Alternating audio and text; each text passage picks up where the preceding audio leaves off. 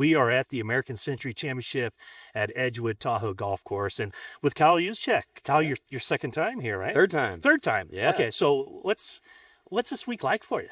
Man, I look forward to this. As soon as the season ends, like all I'm thinking about is getting to this week because it's just so much fun.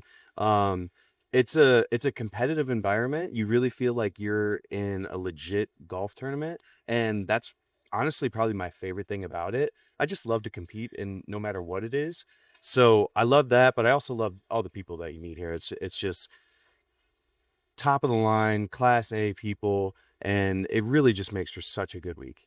I almost feel like you deserve royalties from 49ers Talk because you're on so often. Jennifer just caught up with you in Nashville at Tight Ends U. Right. That was your first invite to Tight Ends U. First invite to Tight End U. And so I saw the social media interaction between you and your wife. Yeah. Now, are you an honorary tight end? Are you how do you kind of classify yourself? Am I yourself? a tight end? Am I not a tight end? I don't know. That's a great question. Unfortunately, I think I'm tight end. I'm a tight end and not a tight end in all the wrong times. I'm a fullback when it comes to contract negotiations, which hurts. But then I'm a tight end on game day. Yeah.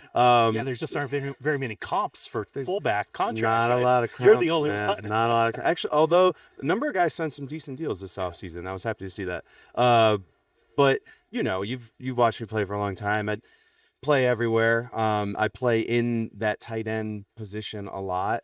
And Tight End U it was really cool to get to go there, get to see all the other tight ends around the league. And Travis asked me to teach a class on playing fullback because so many of these tight ends now are asked to play in the backfield. So I had a really good time doing that. What was your kind of bullet points? And what are you trying to impress upon the tight ends about what your responsibilities are?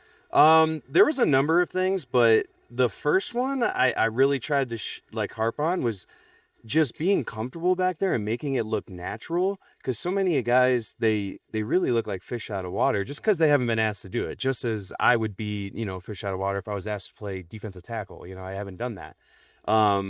But so many times, if you can just make it look natural and make your offense coordinator feel comfortable with you being back there, you'll be asked to do it more, you'll get better at it, and then that can become something that you add to your tool set. But that was something I just started with, and then most of it was about using your eyes to deceive the defense and to help execute your block and also help other guys get their blocks, just how you're able to manipulate where linebackers, where safeties move, just by where you're looking. Kind of looking off guys. In a sense. It's honestly, it's like a look off. Yeah. Well, since Jennifer spoke to you, you mentioned Travis asked you, not George. Well, Travis also asked you, I don't know if you signed an NDA, but I did. You did? Yeah. Oh, okay. So without violating the NDA, what can you tell us about attending the wedding of the century? Yeah, I can just say that it truly was such an incredible time. It was so much fun. There was so much genuine love and just fun and passion there that we just had the best time. Oh, that's great. Yeah. That's it. That's it. Yeah. No designers. No. Yeah. No, we're not going to get into that. No. Okay. So there was one designer, Kristen Juszczyk. Okay.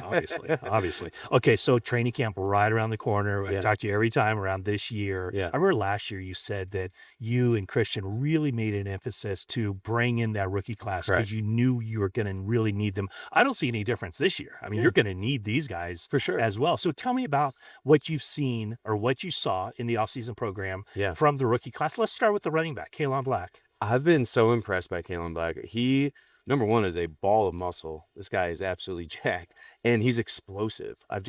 That's really what has stood out to me is how twitchy and explosive he gets through that hole. And he runs so hard, and you can feel that even in practice without pads on, which is unique, because I've felt I've been engaged in a block, and him just working through the hole and just being forced to kind of run into that guy that I'm already engaged in. And I could feel that force that he was exerting. So been really impressed with physically, mentally as well. Like just a guy that seems to get it, that works hard, that cares about the classroom. So I think there's a lot of good things ahead for Kalen, and I think he's going to help us. And it seems like, Christian's, workout videos are like, I know there's no, I guess he's fighting because he loves to stay on the field all the time. But do you feel a little extra juice from Christian? Like, I don't know, something to prove, or just, I mean, he doesn't have anything to prove. That's the thing is, the guy doesn't have anything to prove. Like, what an incredible career he's already had, the incredible season he had last year. But I just know Christian, it doesn't take much to motivate the guy. He truly is always motivating. He's always trying to prove himself. There's always that chip on his shoulder. And I think that's why he is who he is. He never seems to let up. He never, rests on his laurels or whatever you would say. He's just always trying to get a little bit better. And I continue to see that this offseason. And then Dejan Stribling comes in. He looks the part, doesn't he? He definitely does. He does. He's big. He's fast. He's physical. I love... and I think it was our second OTA, he was asked to cut off the defensive end on the backside of the ball, and he so willingly and like impressively did so, like threw his body in there with no hesitation. And you say, we're talking about a second round receiver, why do we care about him blocking a defensive end? Let's hope he catches passes. I think he's going to do a lot of that, but I think in order to play in Kyle's offense, you got to really be willing to do everything. And so for him to just, with no question, step in there and no hesitancy, stick his face into a defensive lineman, I was really impressed. Any of the rookie or young defensive players wherever you're engaged with them, or just kind of stood out, like, okay, that guy has something there? Yeah. Honestly, I didn't have too much interaction. We didn't do a ton of 11-on-11. If we did, the offensive line and defensive line, obviously you're not in pads, so you're not like full speed. But on the second level, I don't know how much interaction I had, but our guy on our defensive end, Height. Yes. I've been impressed just watching him, in the drills that they've done. He seems like he has a really great get off. He's got a long reach, and seems like a guy that, again, could help us this season. The 10-year wall, right, for you? Yeah. Holy cow. Yeah. 14 years in the NFL. Yeah. How do you feel? Matt, I genuinely feel amazing. I feel great. So I don't know, just keep rolling. 14 years, that's a long time to get up and to go through that grind. Where's your mind as far as, are you looking forward to it? Do you like, I wish we had a couple more weeks off? Or how do you, because it seems like it's such an all-encompassing thing that you guys do. For sure. Seems like it'd be so difficult every year to gear up for it. Yeah, it is funny. I think it's just human instinct that, like, every time it's leading up to training camp, like you said, you're always like, man, if I just had another week or two. But at least right now, I'm genuinely not feeling that. Like, I've had a really good off season. I really enjoyed it, but I am so genuinely excited for the season that we have ahead of us. Like, I just think we have such a great roster, such a great team, just such great camaraderie that training camp, honestly, at this point, it sounds crazy. Like, it has become fun. Like, I get to hang out with all my friends. We get to compete, play some ball. And it's something that now I'm genuinely looking forward to. It sounds sick. Well, and there's two other teams in your division who are looking. I mean, you got that division is ridiculous. Loaded. Yeah, it really is ridiculous. That good. There should not be three teams that good in one division. Let's split that thing up a little bit.